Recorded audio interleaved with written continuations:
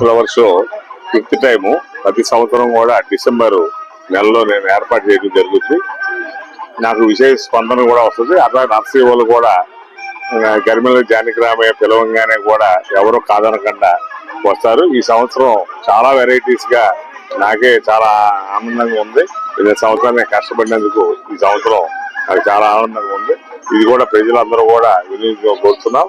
అంతేకాకుండా organic items కూడా మంచి మంచి ఐటమ్స్ ఎరువులు కానివ్వండి, ఎరువులు లేకుండా పండించిన పంటల వస్తువులు కానివ్వండి, సరుకులు కానివ్వండి అన్ని కూడా ఏర్పాటు చేశారు. మన విజయవాడ ప్రజలందరూ కూడా, విజయవాడే కాకుండా మన చుట్టుపక్కల ప్రజలందరూ కూడా అది అందరూ కూడా ఏపీ ఫ్లవర్ షో అంటే ఒక వెరైటీ అనేది అందరికి ఒక గుర్తింపు వచ్చింది. డిసెంబర్ నెల వస్తే మంచి వెరైటీలు వస్తాయి. సిద్ధార్థ కాలేజీలో పెడతారనే గుర్తింపు ఉంది. ప్రతి ఒక్కరు కూడా మార్నింగ్ 9 గంటల నుంచి రాత్రి 9 గంటల వరకు జరుగుద్ది.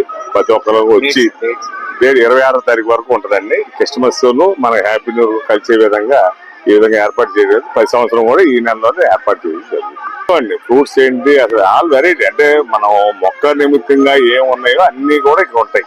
ఇది మనం అమ్మటం చాలా మనకు అదృష్టంగా భావించి వీళ్ళందరూ కూడా ఎంకరేజ్ చేయాల్సిందిగా కోరుతున్నాం.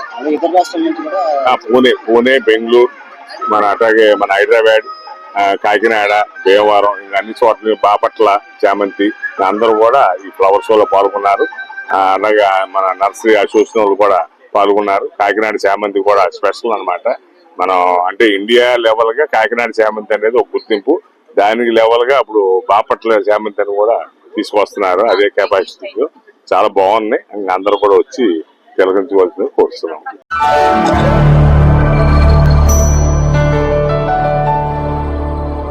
Thank you for watching the video and please subscribe Virat Media. For more updates, click on the bell icon.